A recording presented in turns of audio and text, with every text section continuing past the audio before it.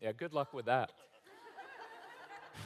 I'm thinking Benadryl, a little bit of whiskey in that little sippy cup, and put some bricks on a backpack and work him out. We will get into some things to kind of help out, but it's exhausting. So hopefully you're also enjoying it a little bit. Maybe at the end of the day when mom comes home, right? Oh, okay. Sorry about that. That's hard. I hope you made this like a multi-day, like get out and told your family you'll be back in 3 days. So, what else? Yes, sir. Separation anxiety or kind of that amygdala hijack where it's just like Good. I will do a whole little section on anxiety because it's a big deal for many of our kids. It is that first column in that chart of everything's out of my control. What is anxiety? Anxiety is caused by unknowns, things I can't control. The worst anxiety is because you don't know what's happening. And so when you say, hey, we're going to a new place, immediately, nope, I'm out, not going. No, it's just a 45-minute class. Come on, just go. Mm-mm. So I'll do a couple examples on anxiety. It is something that I naturally struggle with myself. I'm 55. I like things to be just so. I don't like unknowns. I have control issues, like all of you, because all of you have control issues because everybody does. So we'll get into that a little bit. Anything else? And I'll go ahead and, yes? I walked in a little bit late. I was just wondering if you were going to go over anything with teenagers. It's too late. Yes, I will. No, and I know it does. Yes, I will do. So when we get into teenagers, do you want to come up and so when we get into, for teenagers, we will talk about internal motivation. And if I don't hit this, remind me at the break to do it. But mission and mentor are the two words I want to get to and go into a little bit when we get to teenagers. So, good. Hi, I'm Renee Behringer. Welcome to you who haven't been here at Trinity before, and I see some of the members here. So thank you so much for coming. We are so excited to have you here. We are so excited to have Kirk and his son Casey here. It sounds like we are all going to get some great information to help us be perfect parents, right? Isn't that what we all want? No. Just a couple things. If you need to use a restroom, if you go out the doors and to the right and left, there's restrooms down the halls. Also, this is being live streamed and recorded, so we'll have it on our website. So if you know anyone that could use this information, send them there, because I think this is going to be a great evening. That's enough with me, but I'm going to say a quick prayer before we get started. Heavenly Father, we just thank you so much for this day. I thank you for all the families who are here. Please continue to be with us as we raise our children and our grandchildren. Help us to help them be the people you intend them to be. Thank you for your power that lives inside of us. In Jesus' name we pray, amen. Amen. Thank you. If you don't mind, a round of applause for the church and for our hosts, people back there running sound. And we appreciate you coming out. So here's the deal. I'm going to talk really quickly. I'm going to try to get through as much stuff as I can tonight, as many different situations. I will probably misspeak at times, so please don't be offended. You can tell me if I offended you. I'll apologize up front, because sometimes I just speak really fast and I just say what I think. So age groups. How many of you have toddlers? Okay, good. Couple quick things for toddlers. Realize a toddler's job is not to be productive or efficient. Their job is to ruin your agenda as a parent, because you're going to have a little agenda and the toddler's going to ruin it. Their job is to explore. Their job is to make messes and get into things. They have the rest of their lives to be miserable like you and I going through daily life. But when they're little, give them some space to explore. This is for kids of all ages too, but remember, whenever you say no to something negative or inappropriate, give them something, say yes to something appropriate. Because otherwise, with toddlers or little kids, your whole day is going to be, no, stop, take that out of your mouth, no. You got to give them things to do, focus that little brain. Good. How many of you have elementary school age kids? Good. So we will spend a lot of the evening in that area as well. Middle school? Good. How many of you have a middle school age boy in particular? Oh, good. So if your middle school age boy is at home right now, guess what he's doing? Nothing. He's not doing chores, and he's not doing schoolwork. He's sitting in a hoodie sweatshirt, the same hoodie sweatshirt he has worn for 17 straight days, and he's probably playing video games because that's what they do. There are very few middle school age boys who are really motivated. It would be weird if a middle school age boy came home and said, Mom, Dad, can you give me some extra chores because I'm really motivated. I want to show you. They're not like that. Middle school is very much a time of, it is a hibernation phase.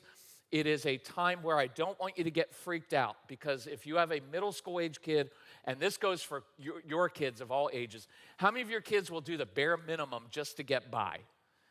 Yes, and they're not going to do their best, and they're not going to, which by the way, please watch that.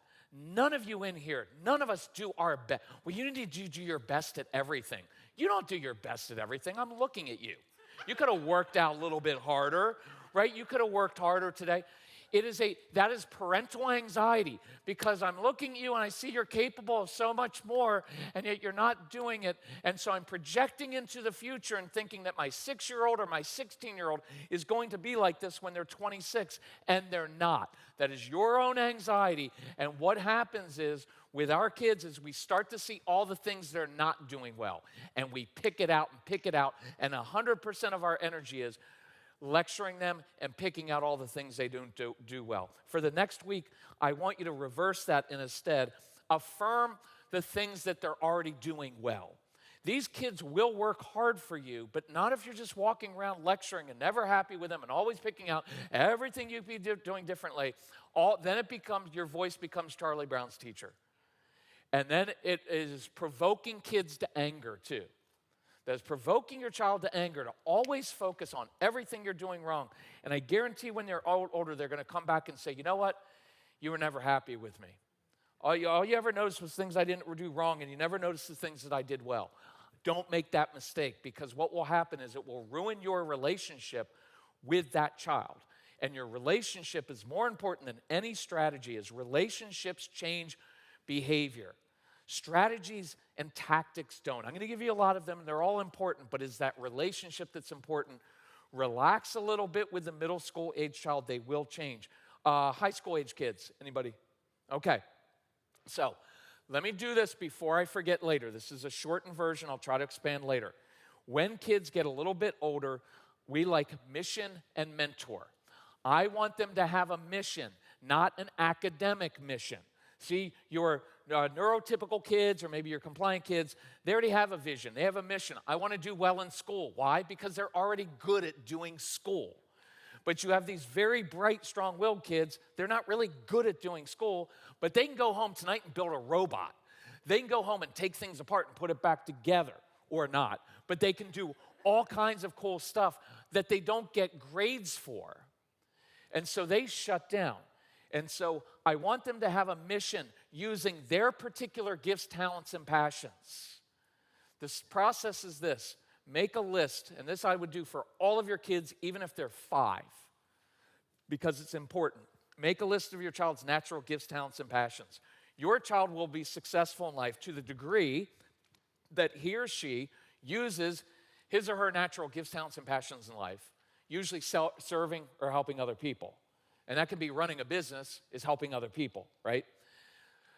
So I want to make a list of those things. Who do your kids connect well with? Some of your kids connect really well with younger kids. Most of your kids don't connect well with kids their own age, which makes school really hard and playground really hard and play dates really hard. But they connect with little kids, older kids or people, and animals. Second step. Find ways for your kids to use their natural gifts, talents, and passions outside the home. That can be at school, at church, in the neighborhood. Don't miss the neighborhood. Don't miss out on using older people. Retired people in your neighborhood can be great mentors for your strong-willed kids because they are patient. They miss the energy. You don't. But they miss the energy of our kids and they can see good things in your kids, and that's the third thing, I want a mentor of some kind, not an official mentor, but another adult. And this is why. How many of your kids are awesome for other people and horrible for you? Right? Because other people don't have all that anxiety. If I were to meet your strong-willed child, I'd be like, that kid's got a really good brain. That kid's a good thinker, strategic brain, really good at arguing, really good at these things, because I don't have to live with your child. I can see all the good things, and I can also talk to your child in a way that you can't. Because when you talk to your child, you lecture, and it sounds grating. When I talk to your child, I'm just going to talk to him like an adult. And I can hold your child accountable. So other adults can do that. So let me give you a quick example. We're at a live workshop, and there's a mom sitting like right over here where you are. And during the break, she said, I've got a 12-year-old daughter who doesn't do anything but mouth off. She's got a bad attitude, bad grades. What consequence can I give her? I was like, well, if you haven't come up with that by age 12, I'm not going to give you like a better consequence. It's not going to work. So I said, we've got 1 minute. Here's what I want to know. What does your daughter love doing? Who does she connect well with? Well, she loves soccer. She's really good with younger kids. So, Mom, and this happened about 9 months ago. It's really cool. So I said, Mom, here's what I want you to do. Go out in your community, find a soccer coach who is coaching little kids, and go up to that coach and say, hey, you got a lot of kids here. I've got a 12-year-old daughter. She loves soccer. She's awesome with little kids. Could she come out one night and help you at practice because you look a little bit overwhelmed? The coach said, yeah, we'll give it a shot. Now, if you can, I would like the other adult asking your child to come help. Because if it's your idea, they're going to reject. Honey, I think you'd be really good at that. Yep, nope. True? So if you get that person and say, hey, her name was Rebecca. Rebecca, I heard that you love soccer, good with little kids. I could use some help. Tuesday night, 7 o'clock, be out at this field because I need your help. See, they listen to someone else when they talk like that. So that night, this little girl, 12-year-old girl, not little, but she was in relatives, she goes out. That night, at the end of practice, here's what happened. 11 or 12 little girls came up and hugged Rebecca. Why? Because little girls love the older girl, because she's cool. When Rebecca came home that night, did she have a bad attitude? No, because she used her gift to help other people, and she felt like someone finally liked and accepted her. So the coach says, come out on a Saturday morning. She goes because they're having a game. She helps out. She's in her element. She's doing her thing because she's good there. In school, not so much. At home, not so much, but on that soccer field, she shines. After the game, 2 sets of parents came up and said, Rebecca, we don't know you, but our daughters love you. My daughter's struggling in school. Would you mind tutoring her? Not knowing that Rebecca had not done schoolwork for years. Now watch, here's the important part. Now Rebecca has a reason to do well in school because the coach says, hey, if you're going to be leading these little girls, teaching them soccer, I'm looking for a leader. So I'm looking, better keep a B average. You mouth off to your mother, not doing your chores. You're not working with these little girls. Yes, ma'am, yes, sir. Why? Because that teacher had something that I value and something I care about. See, here's what we all care about. Good grades, good behavior. Well, here's what your strong-willed child says. Well, if my entire childhood is based on good grades and good behavior, I'm 0 for 2. I may as well not even try. You have to find out what they care about. Now Rebecca has a reason to do her schoolwork, not because mom and dad want me to, but because I want to mentor and teach those young girls. Because does that make sense at all? It's a backdoor way of motivating your kids to do schoolwork. You have certain kids who are like, I'm going to be a nurse, I'm going to be a doctor, I'm going to be an engineer, I'm going to be an attorney. And they're just going to do their schoolwork. It's not hard. But you have your kids, I don't know what I'm going to do. But in the course of helping people and having a little business, service projects, many of your kids are born entrepreneurs, so have them do it. They discover what they want to do and why schoolwork is important, but it has to be important to them. Otherwise, you're just going to fight them for 18 years. Does that make sense? So let's go ahead and get started. That usually I do at the end, but I kind of like that example. So let's define, and we kind of already have a little bit, strong-willed child. Strong-willed child tends to be very bright. They're bright kids, not always academically motivated, but they're smart. They tend to use their intelligence to argue with you because they're little cops, judges, and attorneys all wrapped into one. And they will use everything you say against you. These are kids who, when they wake up in the morning, have an agenda. They know what they want. They know what they don't want. What they don't want is anything that you want them to do. So there are power struggles over everything. And you will spend their childhood saying this: if you would just do what I asked you to do, you would be done in 7 minutes. But you'd rather argue with me for 7 hours or days or weeks or years and lose everything you own. How many of you have those kids? And we've determined consequences don't work for these kids. So I'm going to show you a different way to handle it. Here's one of the more difficult things about strong-willed kids. I'll throw in an extra one. They often have to reject what you want first before they own it themselves. When you ask them or tell them to do something, their initial response is always going to be no. It is not always defiance. Sometimes it is. I would say if I had one word to describe most of your children, it would be frustrated. They are frustrated kids who have brains and big ideas and ways they want to do stuff, and they're trapped in this little kid world. They're not even good at being kids, right? How many of your kids, they're very good in the adult world, but they're not that great at kid world. And I'm trapped here because school's kind of stupid. I've got to sit all day and listen to stuff that I'm never going to use, and I don't like it, and it's boring. I'm a really curious kid. I'm just not curious about anything I'm being taught right now. And so they're frustrated. And out of frustration comes, no, you're stupid. I hate you. It doesn't mean it's right, but if a child's just defiant, well, what are you going to do with that? You need to stop being defiant or I'm going to take away everything you own. Bring it. How many of your kids are like that? Bring it. I'll just shut down. I'll just sit in my room and stare at a freaking wall. And true? So, but if I'm dealing with a frustrated child, or in your case, an anxious child, see, out of anxiety, here's what's happening. You want me to go to that new Taekwondo class? No, I'm not going. Taekwondo's stupid. You're stupid. You're like, dude, I'm trying to take you to a 45-minute class. I thought you liked hitting someone else besides your sister, right? And then you get this, and if we react to it of, you know what, you're going to get, now it just escalates. And I'm not even dealing with the right thing because I think you're just being a defiant little snot, talks back to me, makes everything difficult. And what I was really dealing with was an anxious kid who's scared to go to a new place because he knows he's not going to do it well. The other kids are going to pick on him. And it's too much anxiety. So the reason he screams at you, you're stupid, is because he wants to be sent to his room. See, I like my bedroom. You know why? Because I hoard food up there. I got HBO. I got all kinds of stuff up there. And I'm used to being in my room. But when I go to that new place, way too many unknowns for me to navigate. So I'm not going. Does that make sense?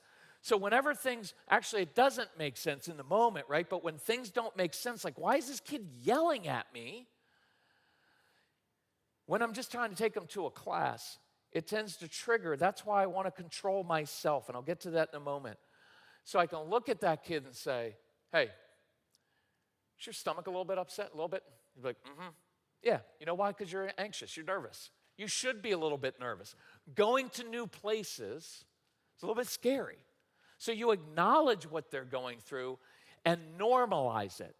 Normalize anxiety. In our society, we make everything out, everything. You have to see a therapist for everything. Therapy is important sometimes, but sometimes sending a child to a therapist every week to talk about your anxiety will cause you to be very, very, very anxious.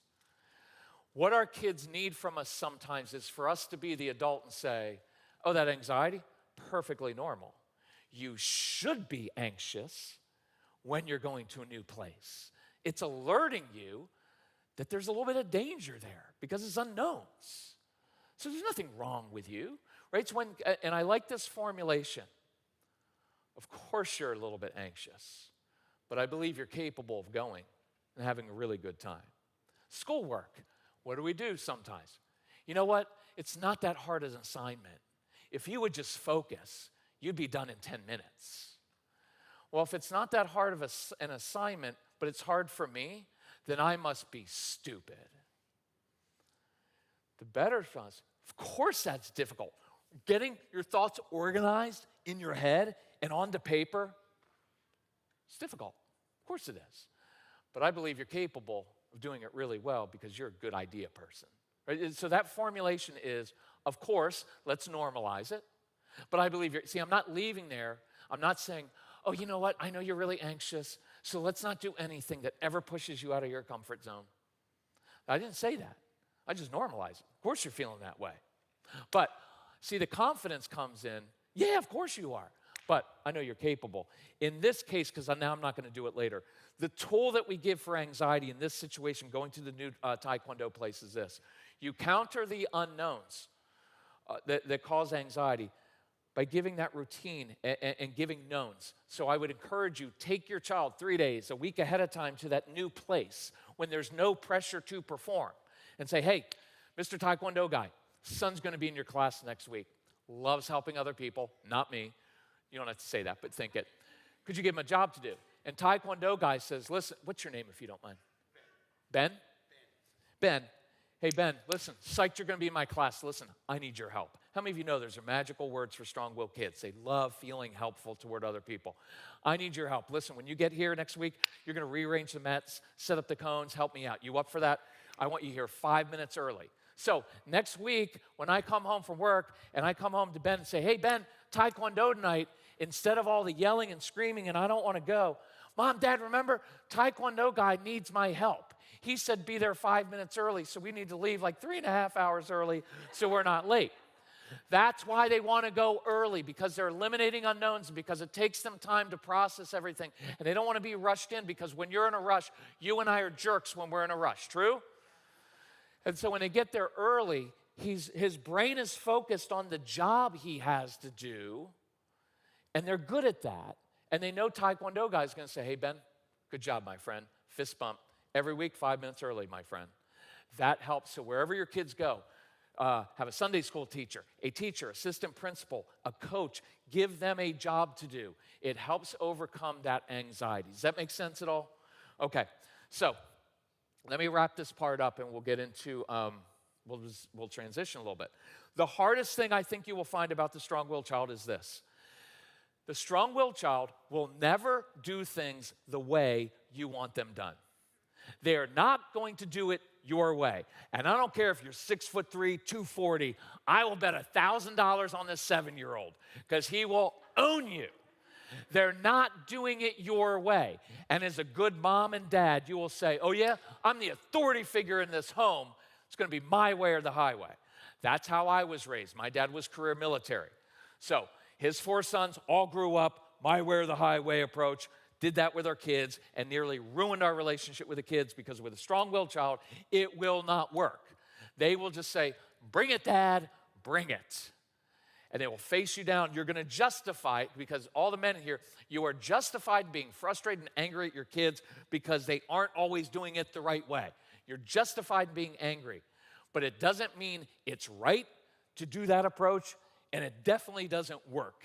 It tends to ruin the relationship. And if you dig in too much, well, we're just going to be my way or the highway, or we're not going to have it, then you're just going to ruin your relationship with a child.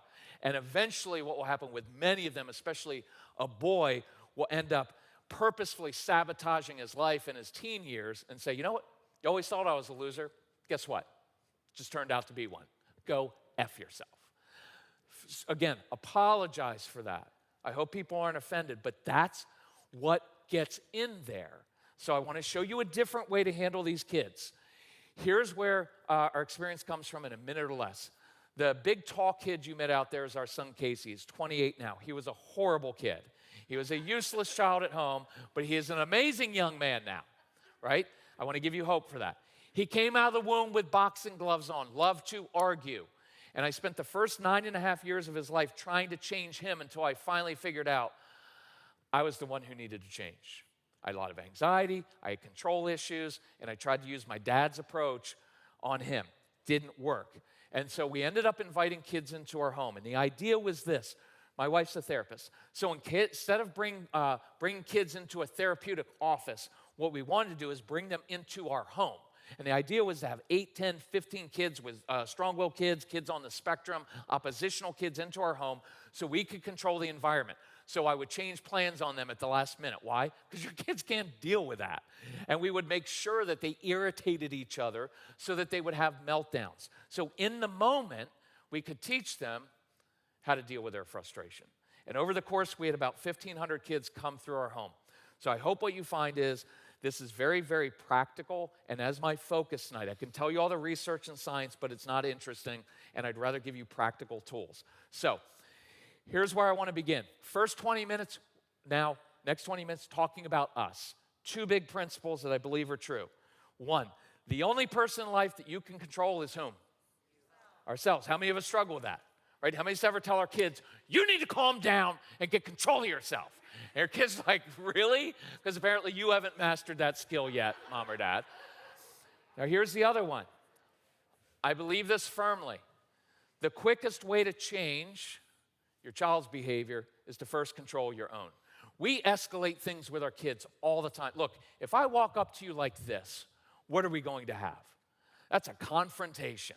You look like a tough dude. I'm not an idiot. So if I have to have words with you and I do this, now what are we having?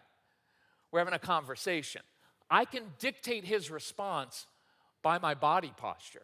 So I want to do 2 things quickly tonight. Cover body posture and tone of voice.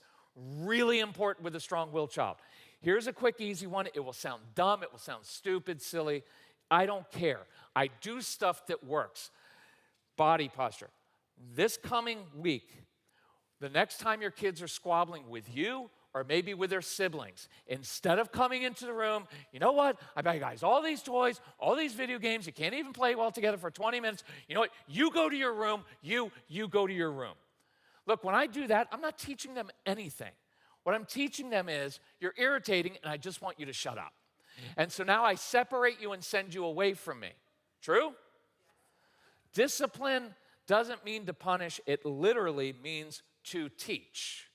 So next time they're squabbling, walk in the living room, in the kitchen, whatever it is, and sit down in a chair or sit on the floor or even lie down on the floor. I guarantee you if you do that, you will take back control of the situation. Because what do we usually do? We march in, and now we're all frustrated, and I start talking like this, which is a trigger for your kids. It means mom's exhausted.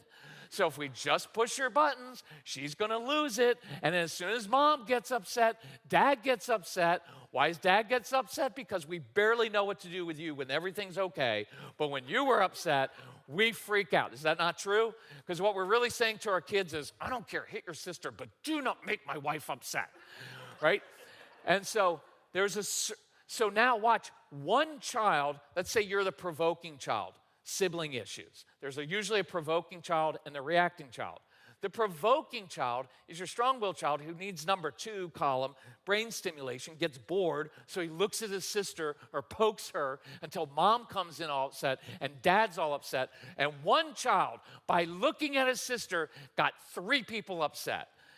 I'm not saying that's right, but if I can control the behavior of 3 human beings, why would I not do that all day long? It is a lot of fun, I can tell you. And that's why your kids, that's why your kids argue with you. That's your issue.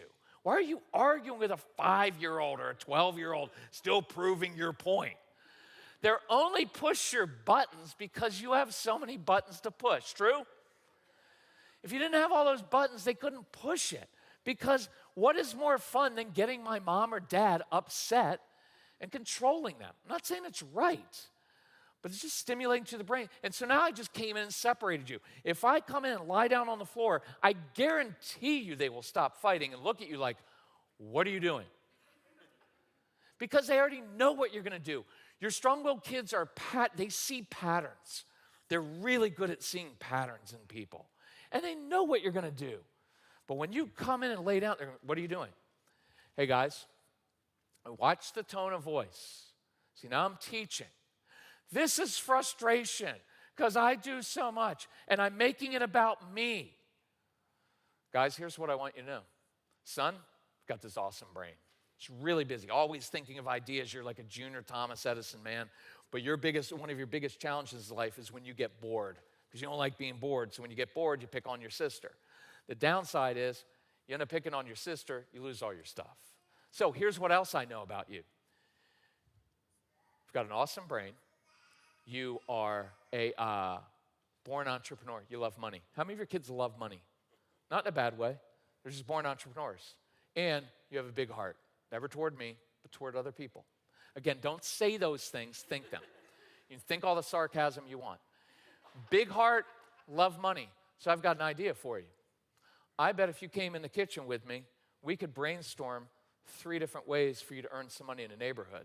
And with that money, with that big heart, you can give some money maybe to St. Jude's for the kids with cancer, and I'll even match what you give. And with the other money, you can start buying your own stuff because you want to be independent and grown up. That'd be a good use of your energy. Instead of being bored picking on your sister, that's an option. Now I'm teaching. I'm not saying you're a bad kid. I'm teaching. I know why you're doing that to your sister, because you get bored. So here's another way to deal with the boredom. And then with my daughter, I can teach her, hey, you got to stand up to your brother. Because if you're going to go through life and be a people pleaser, you're going to end up marrying a controlling man. How many of you in here did that? Don't raise your hands. Right? That's what people pleasers do. You marry a controlling husband, then you complain about it 13 years into your marriage because that's the way it is. And that's why at church you get asked to be on every committee because they know you can't say no. And then you sign up and you're like, I don't even like those people, right? Those are patterns you have to break. And so now I just taught them something rather than getting frustrated and sending them. But I did that partially by changing my body posture. Look, it's virtually impossible to yell at someone when you're sitting like this. If you can yell at your kids while you're sitting like this, you need therapy, right? Because that's, right, this change, it changes something. See, now I can objectively see the situation. When I'm always frustrated, I just want you to stop doing stuff that irritates me. So, the reason I want to be in control, and I'll give this analogy because there are a lot of men in here, and I appreciate you being here. Men in every sphere of life respect other men who stay calm and cool under pressure, right? In the middle of a war, we don't want our platoon captain saying, oh my gosh, they're shooting at us. You're not following that guy. Why did Tom Brady win 7 Super Bowls? He cheated maybe 4 of them, if you are a Brady hater.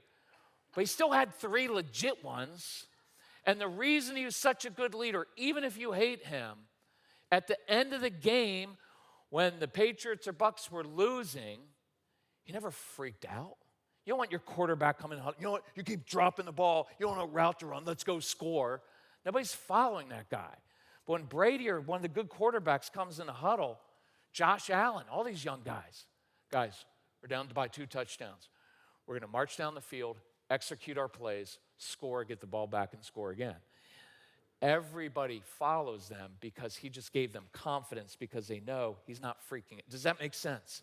Same in your home. If you've got little kids, I would encourage you, men, come home from work, out of your home office. At the end of the day, little kids, take a knee like a quarterback does. Instead of coming in a room like I would, you know what? Why are there Legos all over the floor? Casey, your mom said you didn't listen all day. And now I start barking and creating all this chaos. Instead, when I came in the door and got down like this, that attracts kids to you, right? Or if you have teenagers, it will send them away from you because it's really weird. And sometimes you want that. By the way, if you want to get rid of your kids, sometimes just start making out with your spouse. Then they will leave you alone. It's awesome. But when I'm down like this, I can say, guys, we've got a really busy night. Ben, you and I, we're going to get started on dinner. Honey, you and daughter, you do that. We meet back here in 25 minutes, and then we got to roll. See, when I lead like that, people are going to follow.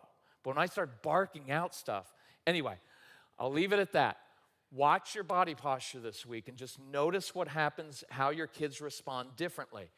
Tone of voice, even matter-of-fact tone, you're going to have to master it. Here's where we tend to begin. Sweetie, baby, mommy needs your help. That tone does not work. It sounds like weakness to your kids. I would not refer to myself as mommy or daddy when giving instructions to a strong-willed child. It sounds condescending, and they don't respect it. Does that make sense at all? Because here's what we're really saying. sweetie, baby, you scare the crap out of me because whenever I tell you to do something, you have a big meltdown. So I think if I talk like this, that you'll listen, and they don't respect it. So then we tend to go to, you know what, you better get your little butt up in bed right now. And as soon as I start getting visibly irritated, what the child knows is, my mom, my dad's out of control. Push their buttons a little bit, resist, then they'll just lose it and start spouting out about their childhood and everything else, right? Also, watch this one. Guys, all I'm asking for is a little bit of help around. You may as well just drink if you've gotten to that place, because it's not, and don't, but it doesn't work.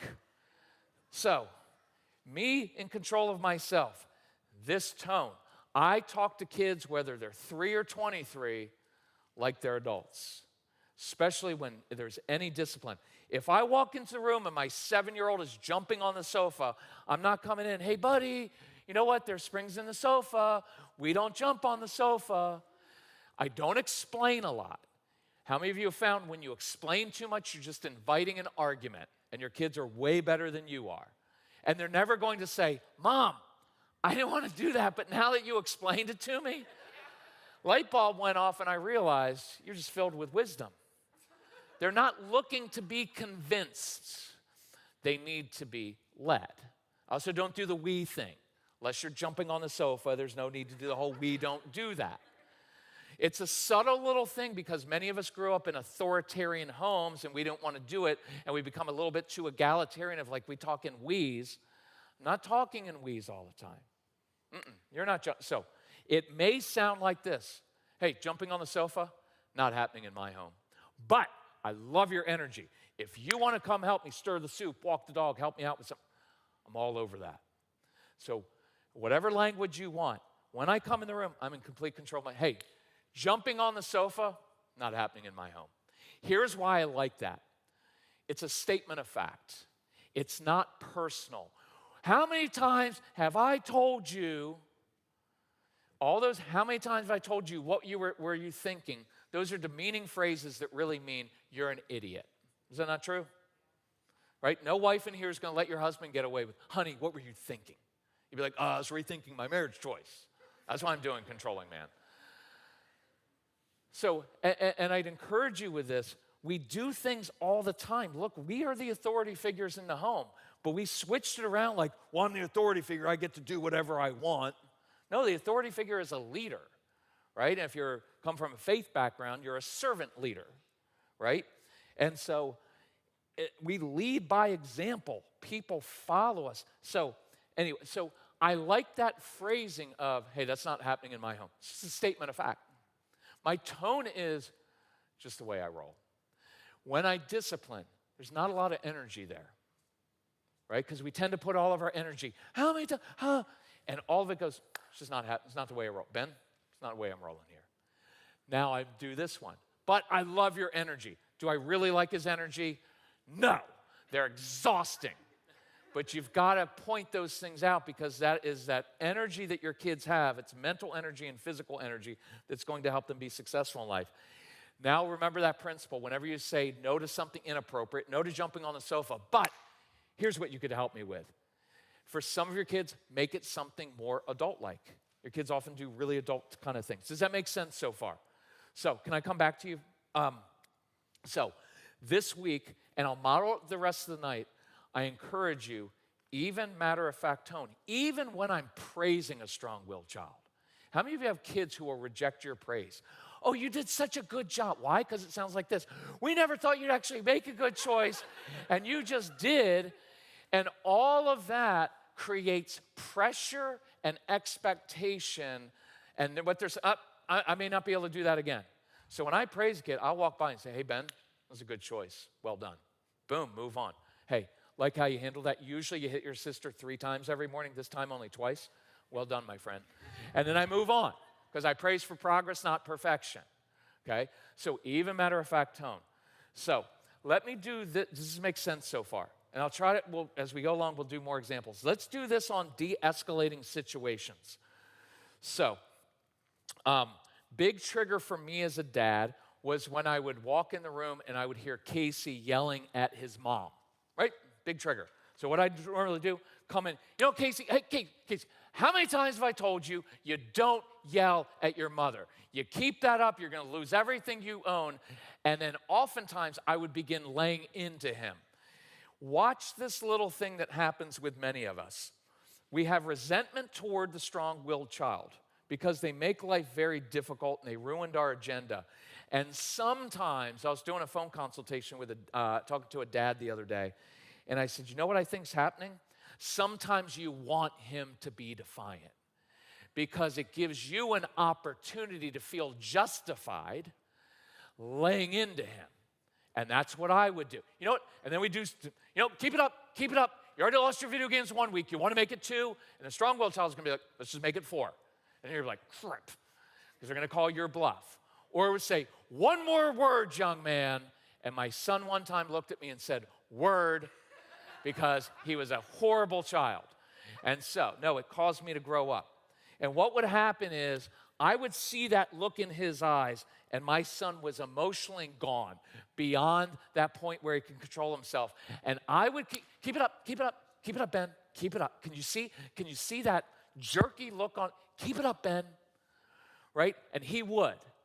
And then he'd go and slam the door, and I'd come downstairs, tell my wife, did you hear what your son just said to me? Because I felt justified. In truth, I had escalated things, and I didn't realize this until much later, but I was purposefully escalating things because I wanted my son to say worse things to me than I had said to him so I would feel justified. And in the moment, what I was saying to him was this. This is really important. It'll hurt a little bit. I like things to sting a little bit. No blame, no guilt, but I want things to sting in us so we say, oh, I do that, and I need to stop doing that, okay? So what I was really saying was, you know what, Ben? I need you to behave because if you don't behave and do exactly what I tell you to do, I'm not sure I can behave, and you do not want to see me angry, right? That's in there for some of us. So I would walk back downstairs, and I would think, oh, I just stood up for my wife. And what my wife was thinking was, no, you didn't.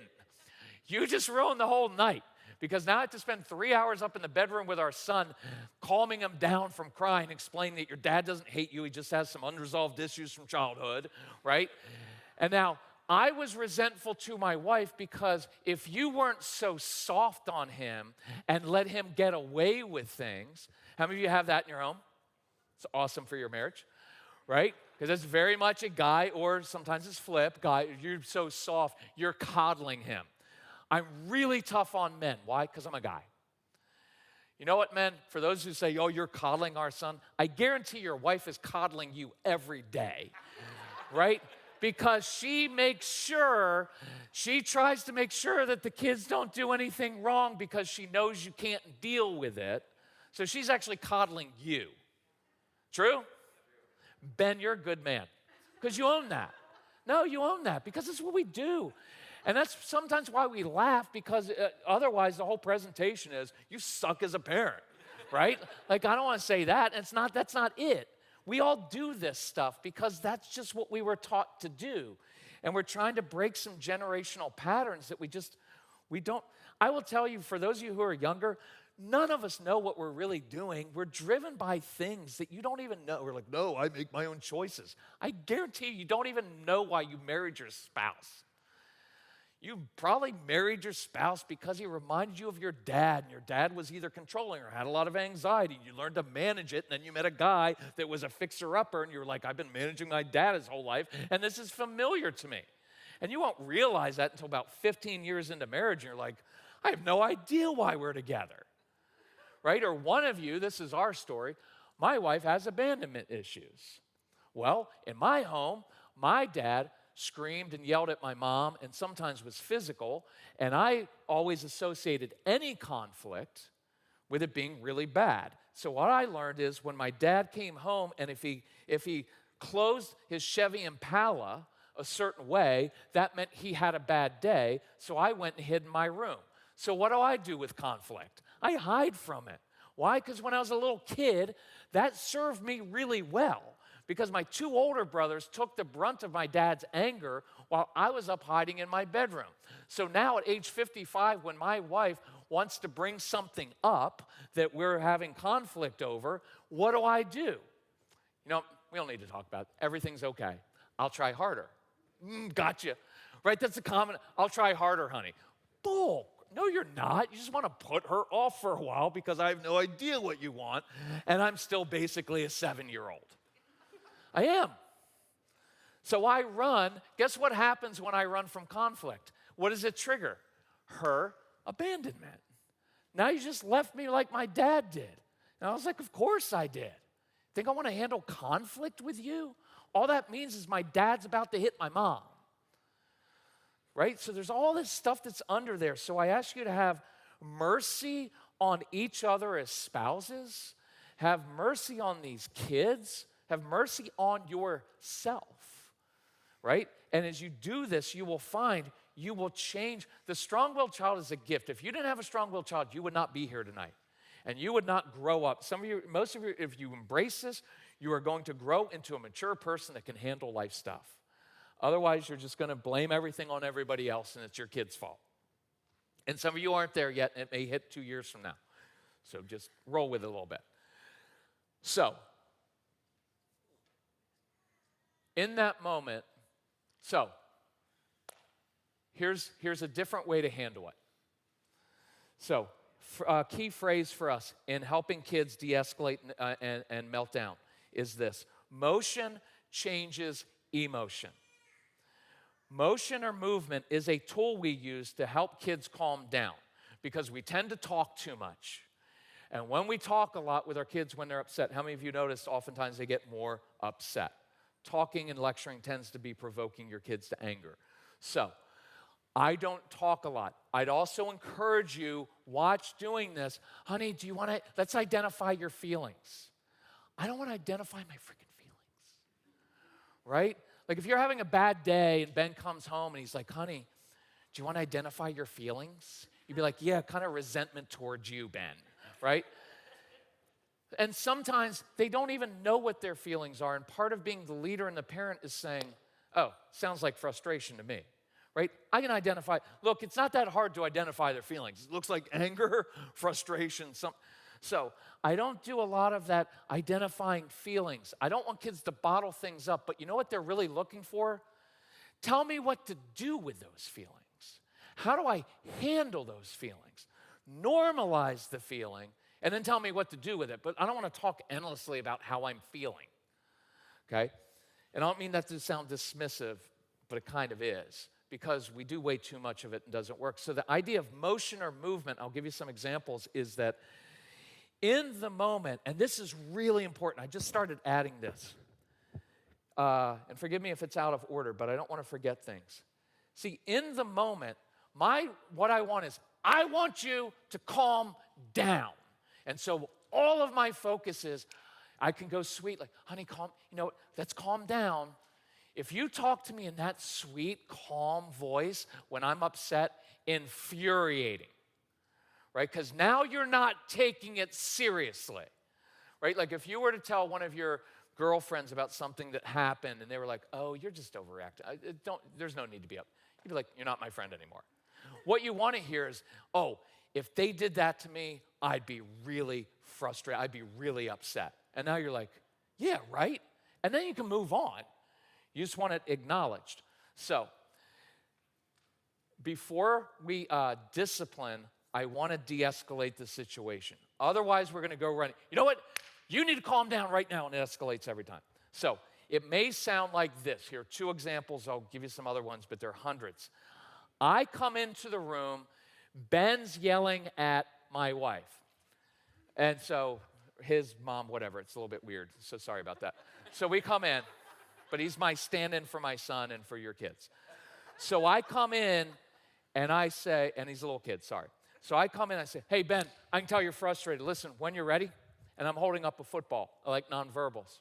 When you're ready, if you want to come outside, play catch, love to help you out with whatever you're struggling with. See, I'm not trying to get him to calm down.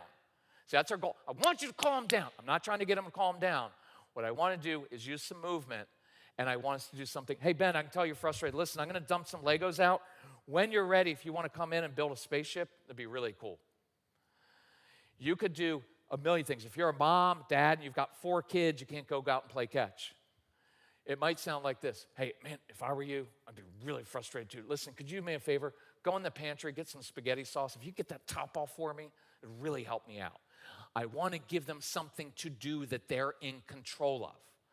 When I'm upset, it feels like everything's out of control, and so I'm just lashing out. So instead of calm down, I don't know how to calm down. I do know how to open this jar. I do know how to play with Legos. Coloring for some kids. Not usually when they're really upset, but if you've got a teenage daughter, teenage son, and you guys are having some tension, literally just sit down and start coloring. It is impossible to yell while 2 people are coloring. It just changes the dynamic, true? It just, when I'm doing that, I'm also not doing eye contact, by the way. No eye contact when your kids are upset. Let me hit this, I'll come back to our thing. I got to hit this for men. When you become a dad, you get a dad handbook, and it says a couple things. One, it says you will misinterpret everything your child does as disrespect, because that's what we do as men. He's just disrespect. No, he's just being a 7-year-old. You were an idiot too when you were 7, right? This is for all of us. Stop taking everything so personally. I can't believe that my why can't you believe that? It would be weird if your teenage daughter or son was like, Mom, Dad, I've realized you guys have so much wisdom. I just want to do right? Like just, look, we were all kids. A lot of us older ones, we grew up with Leave It to Beaver. It was the story of a kid who did dumb stuff every episode. And that's what we did as kids. You know what it was? We just didn't have adults watching everything we did. Most of the guys in here, we were out like all day long doing stupid stuff. But nobody watched us, so we got away with it, and we figured it out ourselves. You notice every single thing your child does or says, and you get reports from school, and it's suffocating for them. And so, as a dad, you're also taught this. If your kids don't look you in the eyes, they're disrespecting you. I will tell you, strong-willed kids often think best when looking away. I often, when I'm recalling stories, will either look down or I'll look up at a certain light there. I just process better. And watch how this works. When do we give our kids eye contact? When they do things wrong. Look at me when I'm talking, right? No dad comes home, look at me, you just made a good choice and I'm proud of you, right? Like nobody does that. But the brain changes whatever you give it when you give it intensity, that's what the brain wants. Your kids don't want your attention, they want your intensity. So when all I ever do is give intensity to you doing something wrong, the brain knows, oh, my mom and my dad give me attention and intensity when I do wrong, so I'll keep doing that. That's why I like to come home and say, that was a really good choice. Like how you handled that. Once I do that, I can show them later, hey, if you want to up your game even more, show you another way to do it. But I started with that. So I encourage you, men, don't misinterpret everything with eye contact as disrespect, okay? Because otherwise you're just going to ruin your relationship. And when they're upset, don't give them eye contact. One more quick story, because this is really cool. I encourage you to observe your kids. Your kids will tell you everything they need by what they do. So we'd have these kids at our house, and we had so many kids that would come in, take the cushions off the sofa, and lie down on the hard part of the sofa. Any of you have those kids? And I look at them like, you're a weirdo. And then I step back and think, okay, why are they doing it? All behavior is driven by something inside meeting a need. Sensory need. Many of your kids like physical pressure. So 3 things I learned very quickly with these kids, and some of these things will work, some won't, but it's worth trying weird things. Sleeping bags. Some of your kids don't sleep well. Put them in a sleeping bag, shove them in a closet, don't tell anyone. They will often sleep really well. Wrap them up really tightly. It feels comfortable, feels safe. They like confined spaces. So instead of sitting at a kitchen table doing homework, put a blanket over the kitchen table. We have a fort now. Forts are cool. They can do their homework sitting underneath the table. It's dark under there. Stimulate the brain. Give them a flashlight or matches. That'll work. And they can eat the mac and cheese and chicken nuggets that they ate, that they dropped on the floor from the night before, because all your kids eat is chicken nuggets and mac and cheese. So it's a different way of doing it. At school, ask teachers, is it okay if my daughter, my son, does his or her schoolwork sitting underneath a desk, as long as they don't play with other people's feet. I don't care how they get it done. If that works for them, do it. Your kids are going to do things in weird ways. I don't care how they get it done, as long as it works for them and they're not irritating other people. And then the third thing was calming kids down. So we like code words, because I don't like talking a lot when kids are upset. So if a kid came in the room and he was really upset, I'd say, "Oh, sofa." And that meant your job was to go in the living room and take my cushions and throw them on the floor, because I knew they weren't going to place them down nicely. Lie down on the hard part of the sofa. I would walk in, put the cushions on top of them, and then sit down on top of the cushions. And it was instantly calming. 1, it was weird. 2, there was physical pressure. And 3, there's no eye contact. And now I have an awesome talk with a kid and say, "Hey, you were just freaking out. What's going on? Because I'm curious. How can I help you?" Now I'm problem solving instead of yelling at the kid. So in this situation, I came in, I acknowledged, "Hey, what's going on? I can tell you're frustrated." And here's an important phrase: when you're ready. Now, think about this. How many of you are kind of compliant rule followers by nature? Okay, this all is going to be really hard, because when someone tells you to do something, your natural impulse, you just do it. Strong-willed child, my natural impulse is to say, "Why?" Not because I'm defiant, because I want to figure out what I'm thinking is, 1, do I want to do it?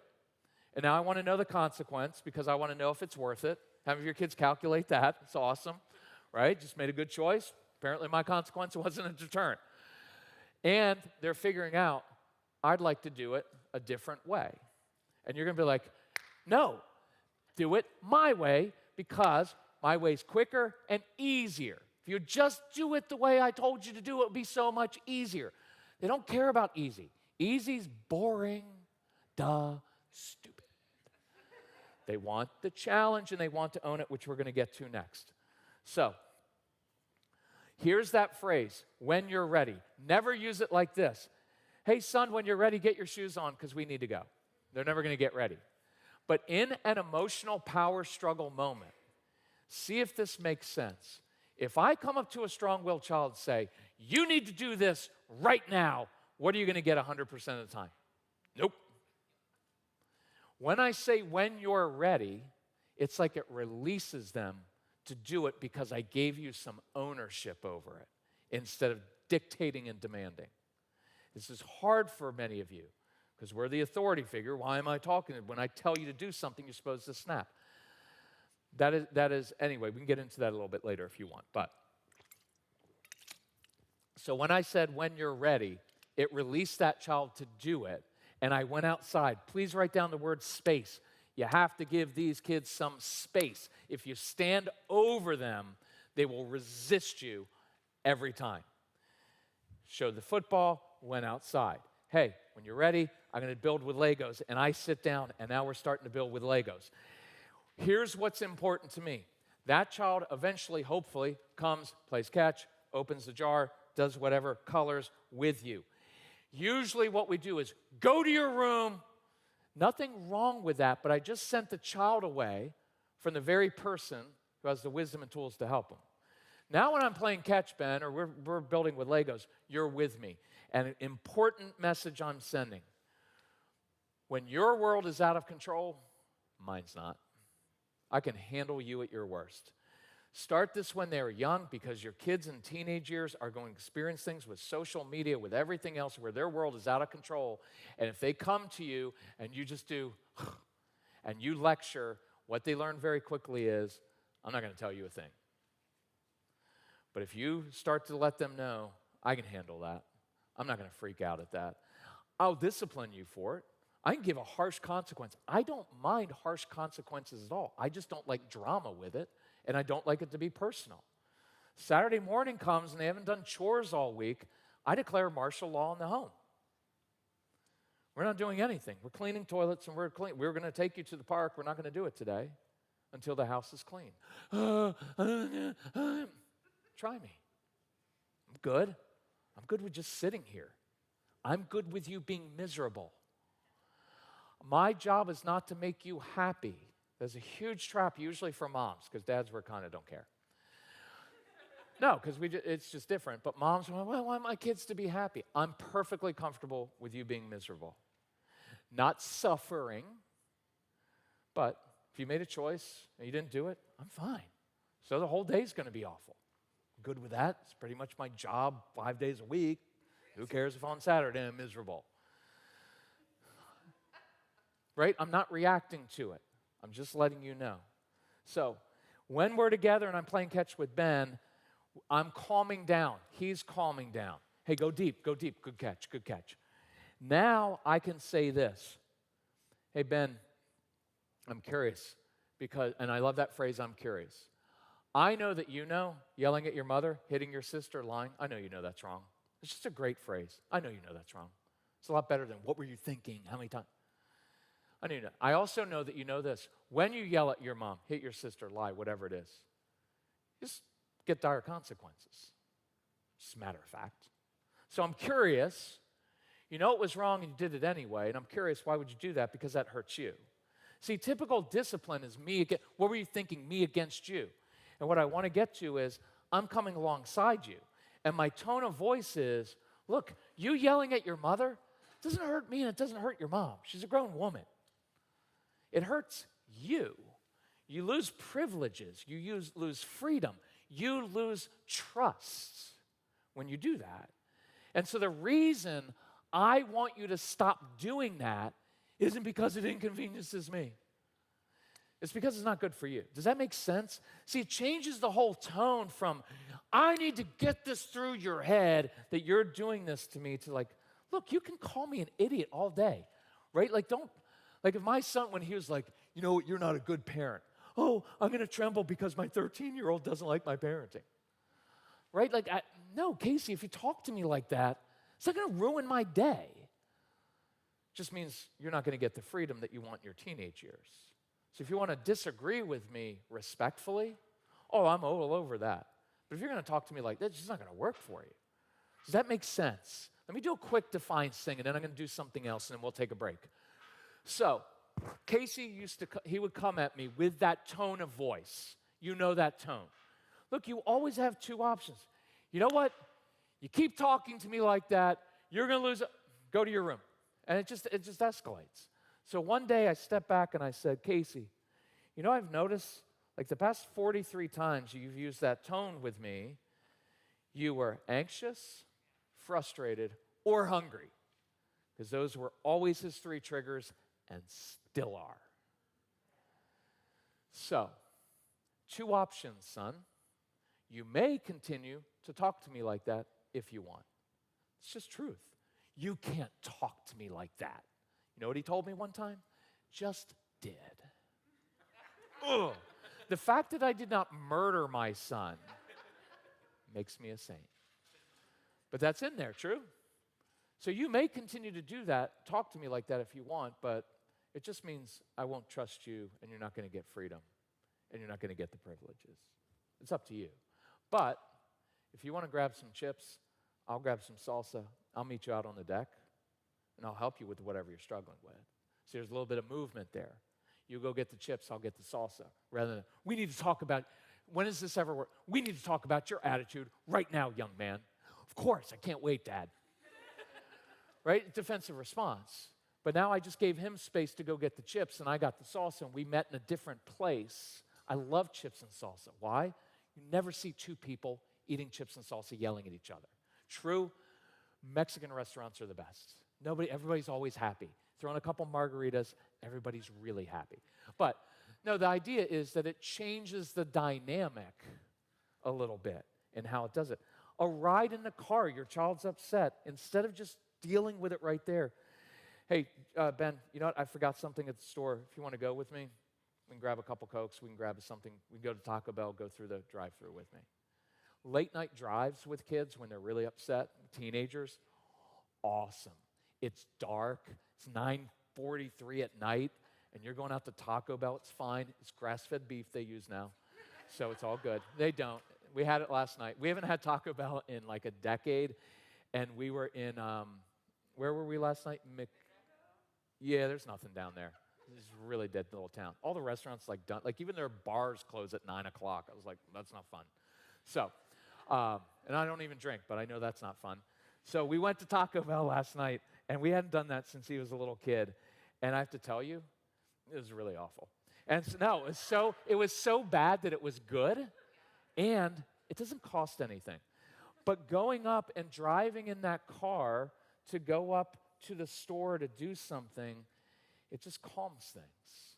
And you don't have to lay into your child right then while you're eating your tacos or going up to the store and doing something. It just changes the dynamic. Okay, I'm going to leave it at that. Does that make sense? Let's do this, and then we'll take a little break. I want to give you this idea of ownership because it's really important. I do not want to give control of my home or classroom to kids, but I do want to give them ownership.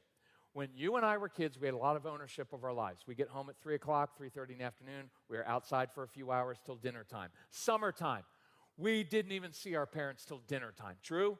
We were gone 10 hours. We did stuff. By the way, when we came home, your mommy never said, "Oh, did you guys have a good time today? Did you have fun? What did you do?" They didn't ask any questions. One, they didn't want to know. And two, watch, there was respect there. I respect you guys to know that you had a good time, that you figured it out. And if you were bored, that was your issue. It's not mine to fix. Your mommies weren't like, "What did you do? Tell me everything." Right? And part of the thing is we had space to do things and make our own decisions. You and I figured out what we wanted to play and how we played it. We played all kinds of weird games in the neighborhood, and then you and I got in a little fight, and you bloodied my lip, and I bloodied yours, and we made up together. Our mommies didn't get together and fix it. And I'm not downing that, but I am. But, no, you know what I mean? Like, it's good that we're engaged, but it's too much. From the time your kids are little, there is an adult telling them how to do everything. You have 4-year-olds in soccer camp. They don't need soccer camp. They're just going to kick each other the whole time in a little circle. So the idea is, when do I ever get any space to actually make a choice by myself and live with it? It's like, well, we want you to be responsible for your choices, but you don't actually get to make any because we're going to dictate and manage your life. There's our strong-willed son, Casey. Hey, thank you very much, Casey. That's just weird to hear from him. You're very welcome, Father. Anyway, that was fake. So, yes, the Taco Bell was good. No, it's not. He wanted to go somewhere else, and I was tired, and I said, let's just do the Taco Bell because we haven't done it. And then, you know, it was funny. So I was in my work clothes, and they're closed inside. So we're sitting in the car. I'm trying to eat the tacos, and of course, they start to fall down my pants. So my word of choice is usually, darn it. And so, I'm kidding, it wasn't. And so it's like 35 degrees out, and I'm eating on the hood with all the juice, all the nice stuff running. Anyway, it wasn't a pleasant night. So anyway, you can leave now. Yeah, see. He wanted to see if I told the story right, but my language, I was not that calm. Okay, I can't hear you. So the idea of ownership is this. Let's do this. So I create a big box for my kids to live in conceptually. And I say, you guys get to live the big box I'm creating. Now, on the edges here, the boundaries, there are very clear boundaries, expectations, and rules I have. It's not permissive parenting. I'm very clear about what I want. Here's the difference, though, I encourage you to consider. Within this big box, I will give you some space to do things and do them differently than I would do them, as long as we accomplish the same objective. Does that make sense? I'm not saying if you want to do your homework. Oh, no, schoolwork's getting done. I just don't care how you get it done. If you want to do your schoolwork for some of your teenagers, when I pick you up for school, you want to stay out in the minivan or the SUV and do your schoolwork out there or listening to the radio? Awesome. I'm good with that. If you want to stand at the kitchen counter rocking back and forth, listening to music while you're eating a snack because that stimulates your brain and actually helps you focus, awesome. You want to do your schoolwork underneath the kitchen table. If you want to review vocabulary words while we're playing catch or kicking a soccer ball or swinging. I like all that movement. It's really good for the brain to do. I don't care how you get it done. So let's do a couple examples. I'm going to do a tough one here. I'm going to throw this one out. This is a freebie that I hope will save endless power struggles, but you and your spouse or just you are going to have to wrestle with this. I believe that most of your strong-willed kids are never going to do chores in your home, or they're not going to do them well. but they will do things for other people really well. This is just me being honest. So typical chores, we have our clean your room, dishwasher, unload the dishwasher, take out the trash, typical chores. If that means a lot to you, then go hardcore with your kids and take away everything they own and make a big deal of it and make them do it. They probably still won't do it. But here's making the box bigger. What are other things that they can do around the house that show that they are contributing? I have kids who love doing stuff outside. I have kids who love shoveling mulch. I have kids who will change the oil in the family car. Why can't that be a chore? Now, here's one that's going to stretch you, but I encourage you to wrestle with this.